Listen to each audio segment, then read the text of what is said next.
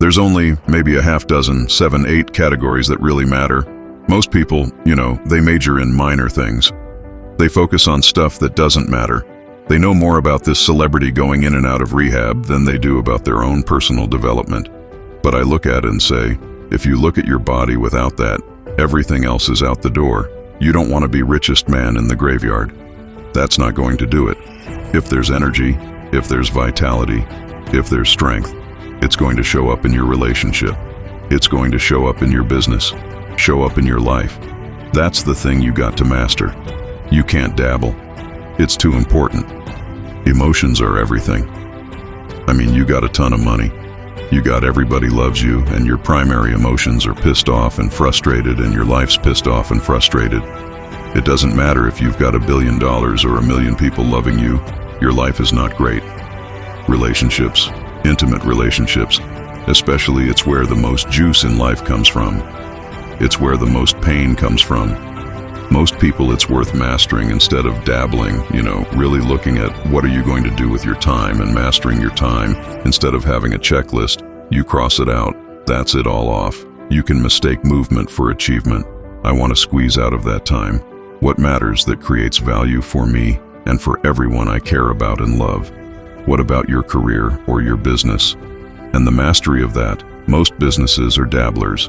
That's why they don't make it 96%. Any 10-year period of time, 4% make it. That doesn't even mean they're profitable, and it does not mean they're enjoying themselves. All right. Or they're getting anybody else to feel good, really mastering money. So that it's not a question in your life. You can do and be and give and share as much as you want. You're not stressed about it. You live in a place of abundance. And then spiritually, really, I don't tell people what to believe spiritually, but I believe that. Ultimately, whatever you believe, you gotta live it. And it should lead to growing and giving. If you're growing, you feel alive. If you're giving, you feel 10 times more alive. And I think if someone can celebrate and give, then that's spiritual state. So to me, those are the areas I look at mastering. Business, for sure. But it's the areas of life that matter most. And most of what we spend our time doesn't make people feel fulfilled. That's why the average person is not fit and healthy. The average person is not in a relationship where they have tremendous passion. I'm not a dummy. I'm not a positive thinker. I know the truth. The average person is not successful in business. The average person is not earning what they want to earn. But you know what? Very few people have those things. But a few do. A few are happy, fulfilled, spiritually alive, financially strong. Their business is growing. They have passionate love affairs. And I'm obsessed with finding the few who do and find out what they do different and teaching to everybody. Everyone's going to measure themselves differently because everyone values things differently. Some people value success or significance. Some people value love more. Basic levels of certainty. So when I look at the specific metrics, I really look at metrics of what are the things that need to be measured to know if your life is going to work or not. So I look at it as our whole lives are guided moment to moment by the state rent. Learning how to change your state. Not bullshit, not fake, but to go from pissed off, frustrated, freaked out, to back in your center, or creative, or determined, or something that's going to move you forward. It's going to create a better quality of life for you and others. That's a critical skill set. So moment to moment, our life is controlled by our states. If you're in an angry state, you're going to respond differently than if you're feeling playful. But what controls those states long term is your model of the world, your worldview. And I look at that as having, as a metric, 3 things that I look at. I look to see first, what are the targets you're after? The target is, everyone has different goals and dreams and desires. But as I traveled around the world to 100 countries, I started going, holy shit, I'm seeing the same problems. What's underneath it? I began to see that there are these same 6 human needs that we all have. The same needs. We all have a need for certainty, that we can avoid pain and we can have some pleasure, some comfort. We all need uncertainty, we need variety, or we feel dead inside.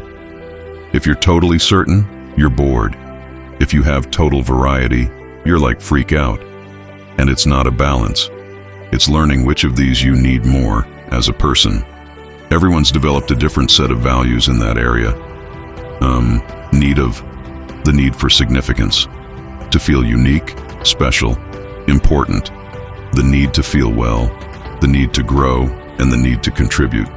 Some people value certainty at the top of their list. That's their center of their target. I don't want to do anything else. I know it's going to work. I don't want to do anything unless it's the same. If you change anything, they freak out. If certainty is the number one thing on your list, everyone has the same needs. But if it's number one, I know how your life's going to be. I can predict the direction of your life, and therefore the destination to some extent. If you're driven by love first, you want certainty too, but love is higher. You're going to behave very differently than if you're driven by significance. I have to be the one. So I look to see which of those needs are the top two on your list, because they control your life. The two that most people have, 90% of the planet.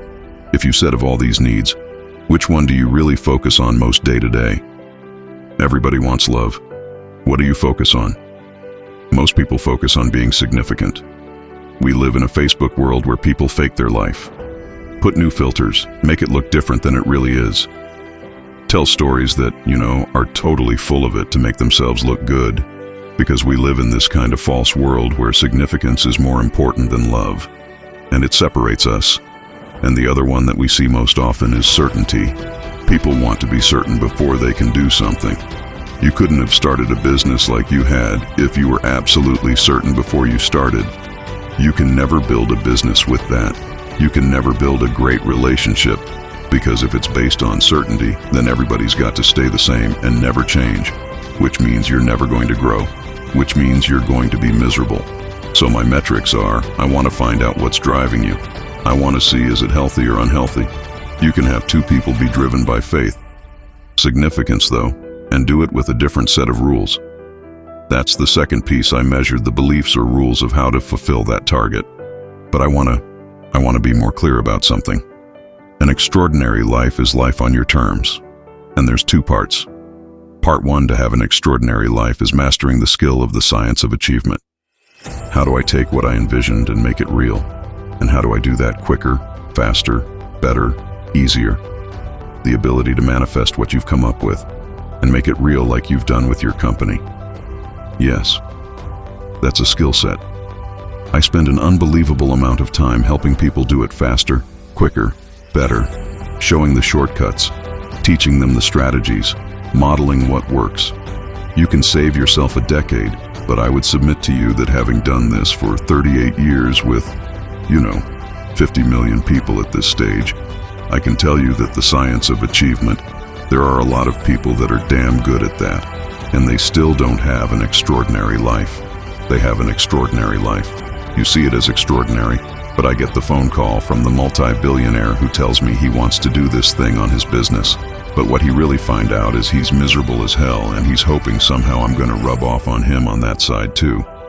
And so I give him what he asked for the change in his business, but I also give him what he needs, which is the change inside of him. So, the second skill is the art of fulfillment. If you want an extraordinary life, you can't just achieve, you gotta be fulfilled. As simplistic as that sounds, but it's an art. It's not a science. It's a science to making money. Come on, any age, any color, any background, any gender. If you do these things, you'll have an abundance of money. You do these things, you're going to have too much month at the end of the money. You're going to have financial stress. Everyone's biochemically different, but you and I both know there's fundamental rules, laws, there's a science to the body. You violate that science, you're going to have disease, you're going to have low energy. You align with that, you're going to have an abundance of energy. It's going to affect everything in your life. It's a science. The film is not like that. Fulfillment is as different as our human beings. You want to know what God or the universe likes? Look at the jungle. Look at the forest. It's diverse, right? So most people think, well, I want to get that because they've been modeling somebody else. And that might work on how to achieve something. It'll never work for what will fulfill you. How many people you know, like you, got what you thought you wanted and you weren't fulfilled? And that I always tell people, success without fulfillment is the ultimate failure. The ultimate failure. Because if you go at something and you fail, and you're an achiever, you don't fail. You go, I learned something, I'll just try something else. I'm going to still get there. But when you succeed, and you're not happy. So a perfect example of this, I mentioned in the seminar, you were there, because it hit me about a year and a month ago, we lost what I consider a national treasure, Robin Williams. And I asked people, how many of you love Robin Williams? Everybody raised their hand, all around the world, right? He made people laugh. People were touched by him. So how good was he at the science of achievement? I mean, he wanted to be a great comedian, make the whole world laugh. He did. He wanted to have his own TV show. He did. He won the #1 show. He did it. He wanted to make movies. He did. He wanted to have an Academy Award for not being funny, dramatic. And he did it, right? He wanted a beautiful family. He achieved everything. And he hung himself. And I know recently someone saying, well, you know, he had dementia. He had drug abuse. He had alcohol abuse most of his life because he made everybody happy, but whom himself? That's the ultimate failure. So if I had no other message to offer your viewers, and you let me give it to him right now, I'll tell you what. I believe our lives are controlled by one force. Decisions I certainly believe in. Force greater than myself, call it God, if you will, grace, whatever you want to call it, the universe. But I also believe it gives us choices, and the decisions we make control us much more than the conditions we meet. It's not the conditions that your decisions, what to believe, decisions, what to do, decisions, what to give. I say to people, think about, look back 10 years ago, 5 years ago, 15 years ago, and think of a decision you made that if you would have made a different decision, you'd have a totally different life today. Better or worse? I don't know, but totally different. The most important decision you can make above any on the face of the earth is deciding that no matter what happens in your life, no matter what happens, you're going to live in a beautiful state.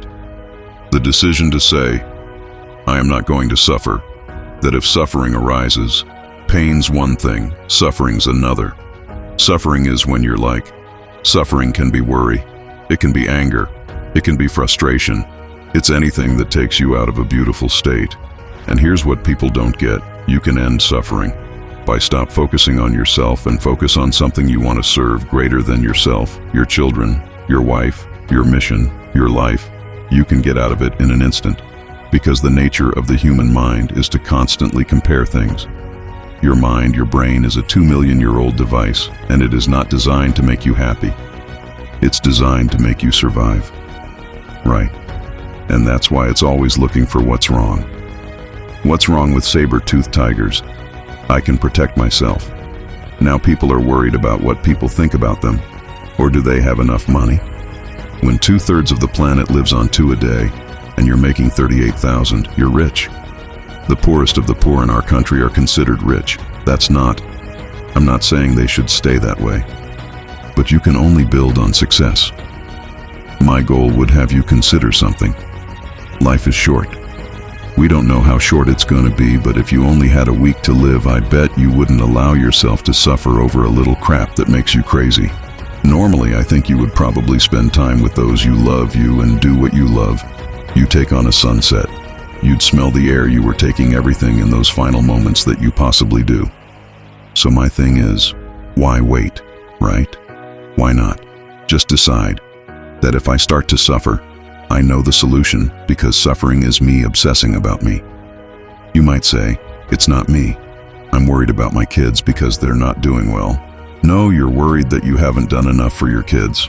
It's about you still, You're worried about what was done, or what you should have done, or what shouldn't have done. And you can end that in an instant by becoming aware of it and saying, I have made the most important decision of all. Right? I'm going to live in a beautiful state because here's what's going to happen. Anybody watching, you may lose a family member. You probably will. Somebody may get cancer. Your business may. The government might change the rules. They might change things radically that you can't even do anything about it. You might go bankrupt. You might get divorced. I'm not saying anybody will, but no one knows what's going to really happen in your life. Life's full of uncertainty, but here's what you can know. You can decide then what happens. You could have a great time if somebody like Viktor Frankl can be locked up in Auschwitz and come out of that and experience finding joy in the middle of Auschwitz. Then human beings have a capacity they've undersold themselves on. We think that the outside world determines how we feel. If people have to behave a certain way, if your husband or your wife or your kids or your coworkers or whoever, your boss has to behave a certain way for you to be happy. And if they don't, you're unhappy. Then you're always going to be unhappy because the more people around you, the more they're going to change that because they're all human, right? My invitation is, as great as it is to achieve, more important to enjoy. And if you can enjoy every moment in that state, when you're feeling loving and playful and passionate and curious and awe, you treat other people 100 times better than when you're feeling frustrated, pissed off, overwhelmed, worried, stressed, or feeling sorry for yourself. You're going to be a better parent. You're going to be a better lover. You're going to be a better business person. You're going to have a better life. So my soliloquy is decide. Decide today and actually say, what if I cut it off? What if I said, I'm not willing to settle and I'm just going to live in a beautiful state? Doesn't mean you won't feel bad. It means you won't stay there. You instantly change. But what the hell is success? It's hitting an expectation. And I always tell people, man, trade your expectations for appreciation. And it's a whole new world instantly. If you can appreciate this moment, if you can't find ecstasy in this moment, in a conversation with a friend and looking in your wife's eyes, being with your children, going on a run, if you can't find ecstasy now, I'm here to tell you, more money. More people, more love, more business, more anything is not going to give you more access. If you can't do it here now, you're not going to do it there when you got more. So why not do it now and have a rich life right now? I tell people, money, that's one thing. Like having financial abundance, there's skills, that's a science. But wealth, it's a decision. It's like, you can be wealthy right now. I live in Fiji a good portion of the time. There are these villagers there. The other richest people I know, they're happy, they laugh, they love, they don't give a damn about the economics. Other people say they're poor. When I first went there, I was trying to do things for them. They're like, what are you talking about? I'm so happy. Wealthy people come over from the United States and they go travel around and try to figure out what to do, and they're going to spend 9 months, years to do this and this and this, so they can finally sit down and be happy. And the Fijian guy goes, why don't you sit on the beach right now and experience it? Why spend the 9 years? Why not have it now? That's my invitation.